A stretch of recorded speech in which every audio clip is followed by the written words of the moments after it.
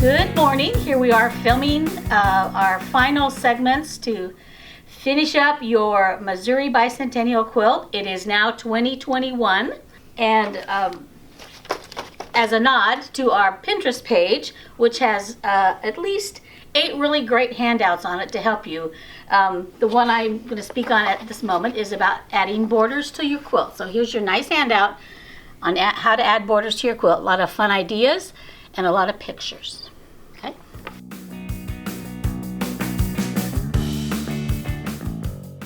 My subject right now is adding borders to your quilt. But before we do that, I'd like to tell you a bit about the process on my quilt. I didn't have a lot of room to lay it out, so I actually took a photo. I just put all my blocks on the ground and took a photo of my blocks. They're just kind of random ordered. I just want to see what they look like.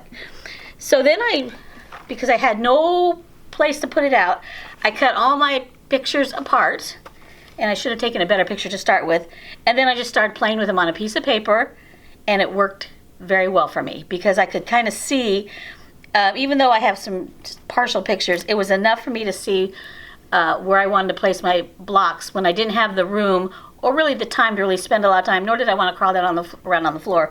Then I used the removable tape, and I knew I had my special piece in the center, so I don't think I deviated too much from that. So once I had decided, then it was real easy for me to put all my blocks on the kitchen table, and then I could tell which block was next as I was sewing them together. I really didn't have to think about it too much or have them in any particular order because I already had my master sheet handy. So that was helpful to me as I planned my layout.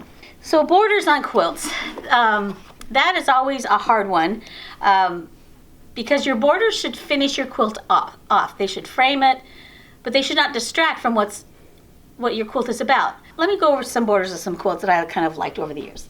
So a little mini quilt show on borders. This is a quilt I made many years ago for my grandpa. And you can see it is multiply bordered. It has a centerpiece and then border, border, border, border. I had to be very careful as I went out to always measure my area that I was adding a border to, measure it, cut my piece to fit, and then sew it on. That's very important that you do that. I mentioned that a couple times in my handout. But this is multiply bordered. The centerpiece is just merely a centerpiece, multiply bordered, and this is kind of the effect that you get with a multiple border of that nature. So there's an example. And also maybe a possible border treatment on a quilt. You could do checkerboard. I like checkerboard border treatments as well. This was an early quilt that actually has no sashing and I think this is my first quilt class, maybe number 2. A simple border because I really wanted to concentrate on the blocks. And what's kind of interesting here is the finish in lieu of a binding. It's a sawtooth edge finish, and I was kind of into those for a while. And I do like how it looks. This was my daughter's quilt, and she's 29. And then here's a nice little embroidered quilt, and actually I believe my mother, who's not a quilter, made this when I was born. And this was kind of the area of the 50s. You can tell by the color. And she must have known I was a girl, so there you go. And she just did giant sashings and kind of the same size borders. So there really wasn't anything, to her borders or sashing, but it kind of showcases her embroidered blocks. And I don't think I ever saw her embroider in my entire life. And so this was her big piece de resistance, I guess. So that's actually my baby quilt from 1958. Okay, so here's another quilt that is kind of interesting in its sashings or borders. And this was just a utilitarian quilt where they were little orange peel pieces, and she just stuck them on there, zigged them on. And this is my grandma's, probably made in the 50s, 60s maybe. Very common color, that era. Same thing. So I think my grandma must have helped her on this quilt because it's a very similar style. So wide sashings, borders that match, showcasing the middle. So if you've got a pretty busy quilt, you want to maybe tone down your sashing and your borders because you don't want to distract. This one is probably a quilt maybe from the 40s, 30s, I don't know. It was an antique find, and this person just did, because it's so intricate, it's just ginormous, same era, ginormous borders that really just kind of framed it and really didn't, you know, they weren't pieced borders, they weren't fancy, but they just kind of framed the work in the center. So that's something to consider as a border. What do you want it to do? Do you want it to frame your piece? Do you want it to complement your piece? Do you want it to like it stand out a little bit more? So kind of a decision you make as you're picking your borders on your quilt. So on my quilt, I got this much done. After much agony, I got to the blue sashing. I had done the whole thing with different color sashing. Absolutely hated it. I had the rose sewn. Hated it, and I unsewed it the next day. And I was very sad. And then I was looking for something to hold it together because it really wasn't holding my quilt together. And then we found this, a quilt shop lady recommended this fabric, and I realized that I had already used it in my quilt. Originally, it was my water under my arch. I had used it in my cake block. I had used it here, and I added it later to there. But I realized that I had liked it, and I must have bought the fabric that I had from her originally. Anyway, she had 4 yards of it, so I went out there and bought her material, and then I sashed my quilt, and I just really like how it kind of pops my blocks out much better than my original decision. Then I had to agonize over my cornerstones, and then anyway, so once I got this all done, and I was happy once I got to this point. Then I had this great idea. I had seen this great border on Pinterest or Facebook or some page. I loved it. I thought, I'm doing that on mine. And so I'm going to show you. I'm not doing it, but this is it. So my border, because I like the green, so I was going to do something with green. I was going to do my main fabric, and then I was going to bind it in green. And I thought, oh, I need to do some action. I need some action on my... So then I had this great idea to do this as my next border to bring out the green, but it's not working for me. So don't be afraid to try something. It may not work for you. And maybe it would have worked better if they were just little squares instead of rectangles. I don't know. What do you think? I don't know. I probably will still go with the solid. So that's what I came to. So don't be afraid to mess around with your borders. And this is my green. So that's what I'll probably do. I'll probably do a solid green, and then I'll do maybe a whiter border of my main fabric. And that might be as fancy as I get, because this is a very busy quilt. It's a very traditional sampler quilt, and they tend to be busy. So I think I'm going to do a green and then this, and that will calm down the whole quilt because it will kind of frame it. And since I used green here, and if I use green here as a little skinny border, and if I use green as my binding, then I've kind of carried out my green. And I think I'll like that. And I'm not usually a blue and green kind of person. Also, if you are in your quilt, if you decide to add borders and maybe you want your quilt longer than what your border is going to give you, there's nothing wrong with putting, like on my last blue border, if I put 4 inches on my 2 sides and I put 6 on my top and my bottom to make it more rectangular, it's okay to do that. Or vice versa, maybe you want it wider. I don't like square quilts, I like rectangle quilts. So lots of times if I have a square quilt, I'll add borders bigger or smaller, and I think I did it on this one now that I look at it. My top border was this size and my side borders were wider. So this was basically a square quilt, but I wanted, maybe it was this way.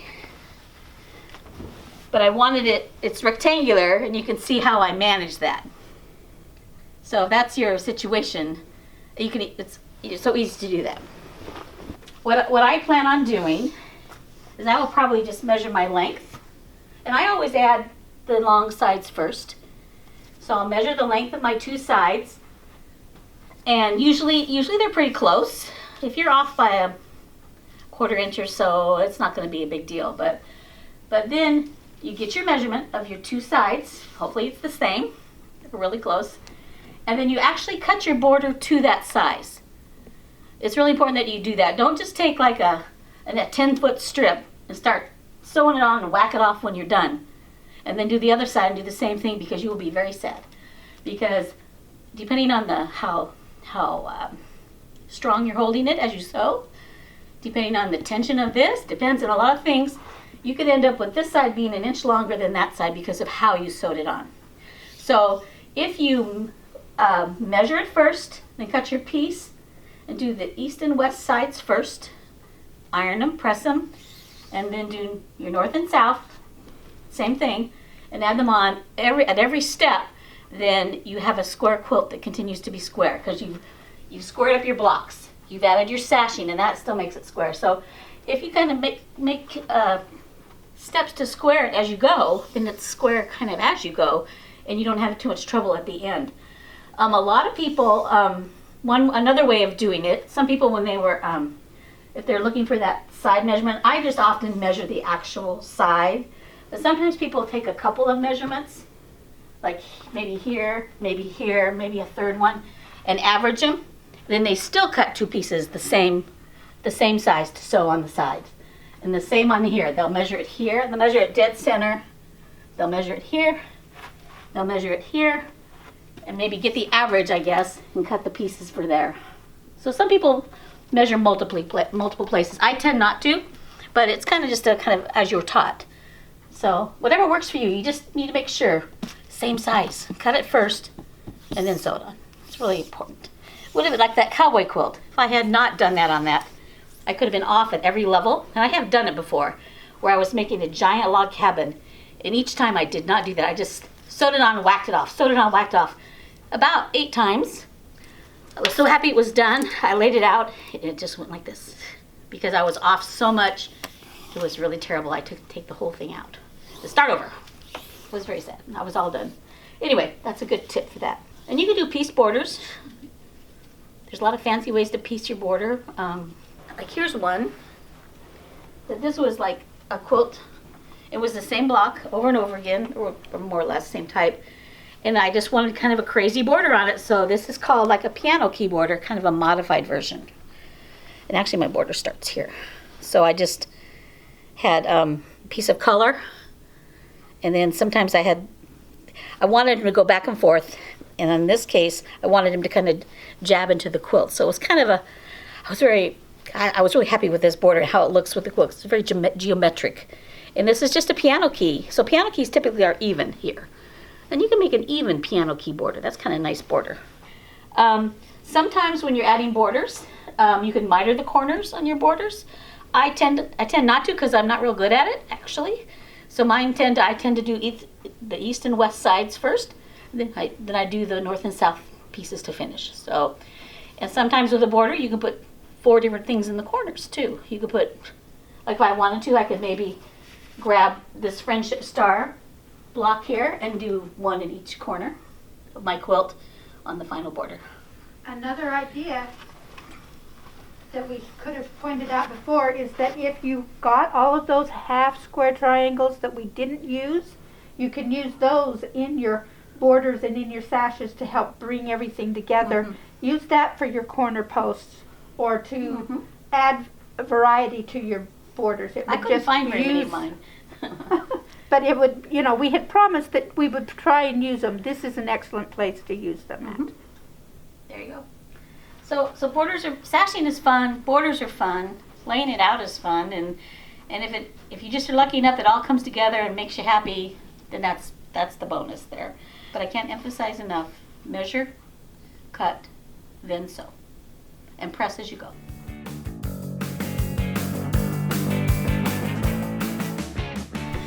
Hello again, it's me talking a little bit about making your quilt backing fabric. What's important to remember is that if you have a quilt this size, unless you buy extra wide fabric sometimes you can buy fabric that's 108 inches wide, and that would have been enough for me on this one. But most of us will probably just buy it off the bolt where it's a 44 width fabric. So then you have to kind of prepare your backing before you do your quilting.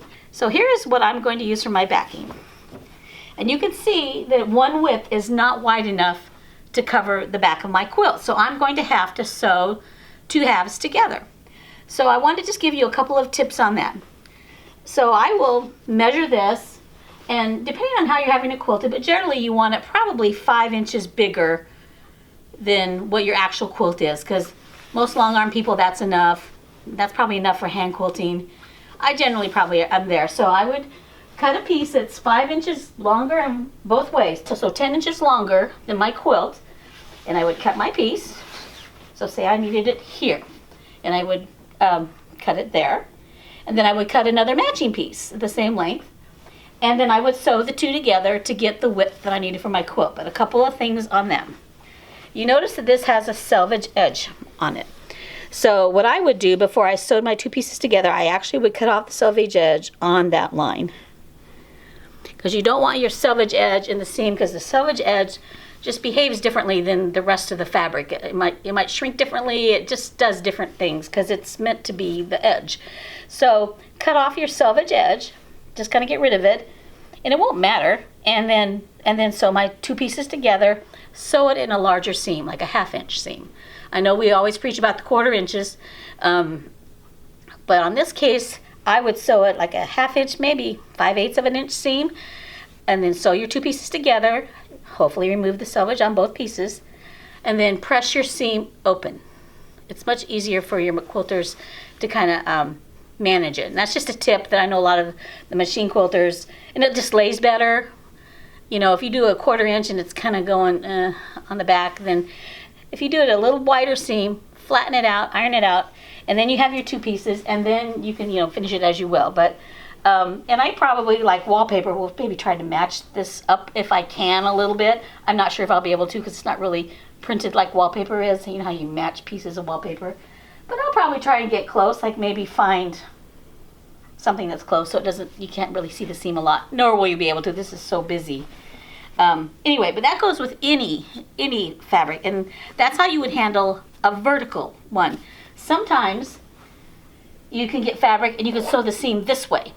And usually if the direction of your backing fabric doesn't matter, usually you use less fabric going this way, as long as you get the length you need. So sometimes your seam will be this way, and just kind of do the math, see how much you need, but often it's less than if you went vertically for some reason. So if I was to do it this way with a different piece of fabric, you can see that I get about close to 90 inches of length, and that's quite a bit.